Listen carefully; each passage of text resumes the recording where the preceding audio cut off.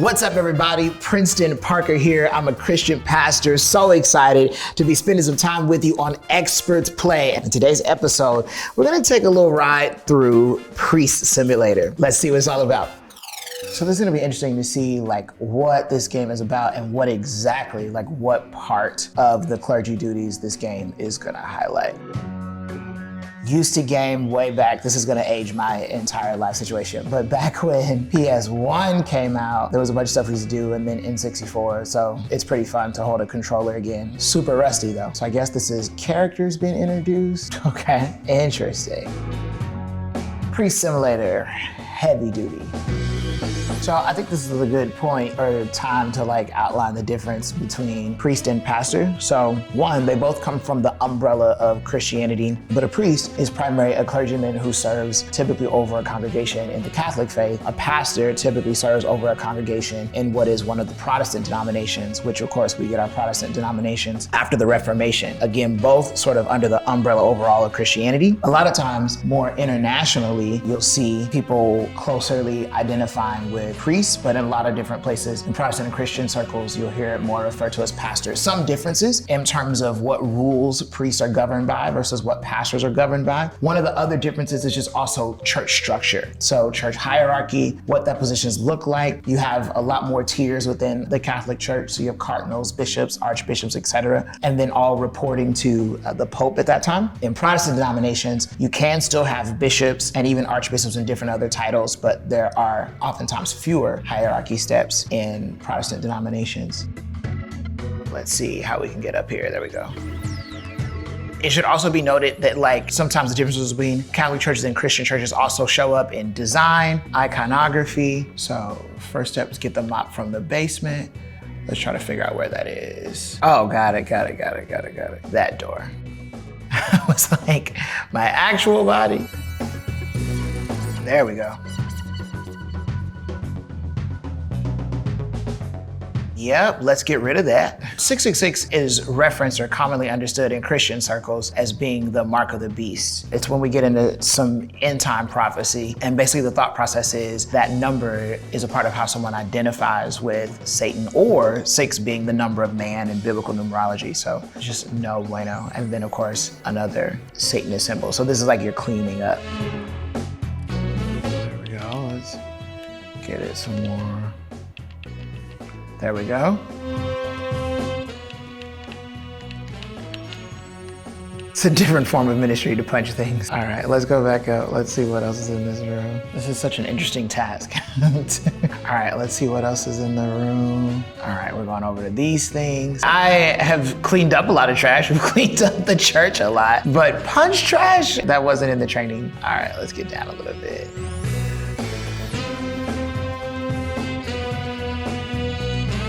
One of the differences between Catholic faith and sometimes Protestant faith is an emphasis on relics and or actual pieces of biblical history and then symbols of them. Sometimes there's not as much of those symmetries. There are certain of our sacraments that we share, like communion, baptism, many of the other sacraments. There are those elements of symbols, but not in terms of needing to have particular relics or particular things in the church. Just punch the door, that's fine. All right, so in this room, we're taking the cassock from the attic. That's something else to highlight. And this is true in both Catholic and Protestant spaces, is just the use of clergy garments and robes. Not every Protestant churches have their clergy wear robes. Some of them wear suits with their collar attached. Others of them will, this is super popular right now in churches, you'll see a pastor wearing even jeans and a hoodie. At my particular church, we do both. Sometimes I'll wear my clergy garments, which will include a cassock and or wearing my suit and my collar. And other times I'll even just have on jeans and a hoodie. It really all depends. So apparently we're getting the cassock from the attic. Ah, there it is. So many people are familiar. This is probably one of the most popular priestly garments. What most people don't know is that each layer has a different meaning. So each layer of the garment represents something different about the pastoral responsibility. So it's not just wearing a Bible dress for pastors. It's laced in story about different parts and facets of what it means to be a priest or a pastor. It also has its ties biblically in terms of what things like tassels meant, what the priests wore, and how all of those garments had something to do with a symbol about what it meant to lead people. I don't know what this thing is, but apparently we need to grab it. I don't know what that was, unless that was like a type of communion. Now we have consumed something, that's why there are all these colors now. Got it, which is something we don't want to do, especially not on the job. You know, we just punch things in. I also think there's like a huge just exploration in terms of a lot of people wonder like what goes into the life and responsibility of somebody who's in ministry, like outside of Sunday morning. And you have like so many different things that you do. You're called upon to visit the sick. You're called upon to pray for people. You do weddings, you christen babies, you administer baptism, you give counsel and advice. You find ways to help people. You run meetings, the administration of your church to make sure that the church can continue operating. You study so that you can teach Bible study in classes. There's also a lot of education that goes into this work, a lot of years of schooling and study. There are some denominations that require that you have years of schooling from something that we would call seminary, which is a special training space where you understand how to interpret scripture, what goes into the academics, the history and context of the cultures of the text, word study, that kind of stuff. And then there are certain denominations that even require like additional training on top of what you do in seminary so that you learn the specific orders of denomination or church that you're serving. That could include the history of the church. And I think this is so important, like they just threw the concept of offering, which is where churches accept monetary donations. And the purpose is so that, number one, the church has resource by which it can operate like all the things that it should do. That's our offering basket. In real life, it's not for the purpose of selling souls, but acquiring resources so that you can do more to help. I also would never say that phrase in real life. One of the principles of this in the Old Testament, there was a principle referred to as tithing, which was where those who own farm and cattle gave 10% of what they had so that there was actual like resource and meat and things like that in the temple.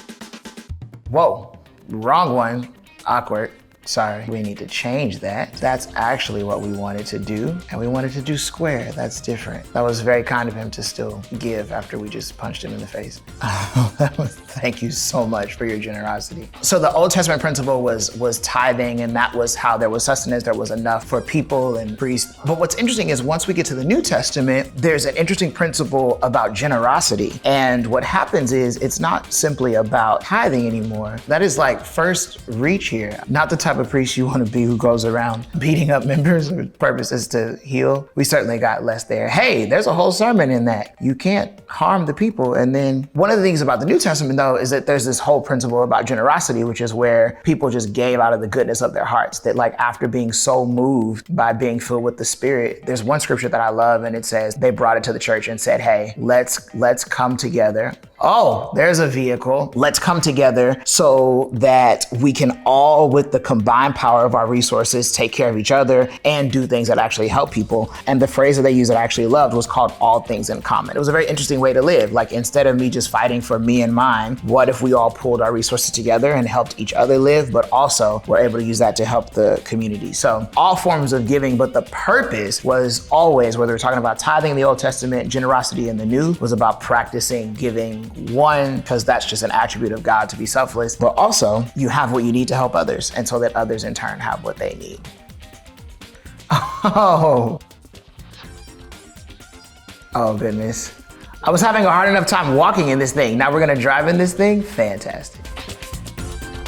Whoa, okay, that's unfortunate. Right, just gonna run over everything. Okay. Is there a way that we can get, this is a very fast Pope Mobile. And that's just with the triangle. Now we're out.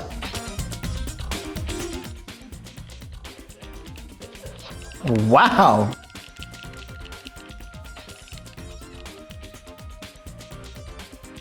Oh. Okay. Why? Because the enemy will still come at you.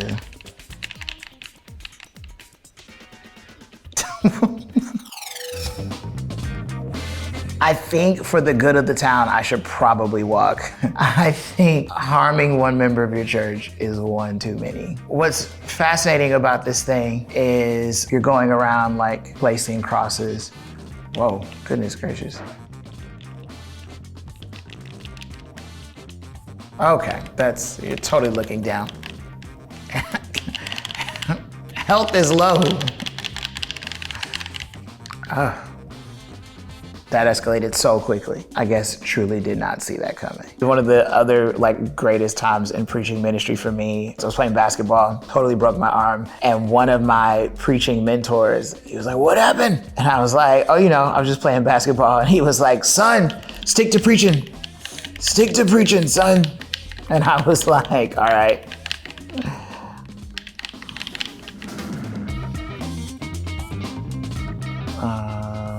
Is he good? Oh, there's one more. Oh, okay. Let's look up.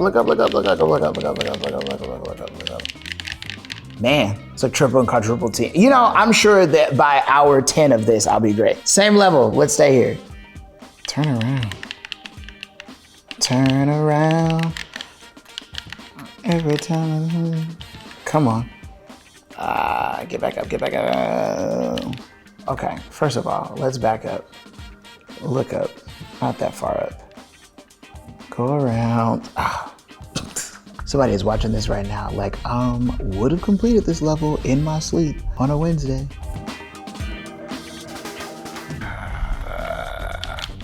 The forces! Come on. Part of me that finds the sermon in everything. While you are on your way to continue to do whatever it is you've been called to do, there will always be forces that are in your way. Reminds me of this song we used to sing about climbing mountains in the church where I grew up. To sing and operate this controller would be one of the hardest things I've done this entire year, so I won't do that. Sorry. This is not gonna let me jump that fence, or else that would have been perfect. Let's see. Let's keep going right. How long is this fence? There we go. Sorry, okay, all right. You're gonna take your precious time, I do understand.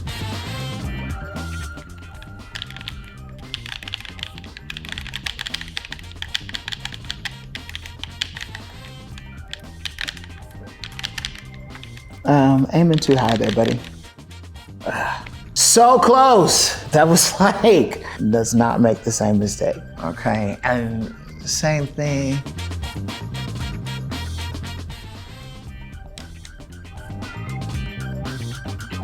All right, there we go.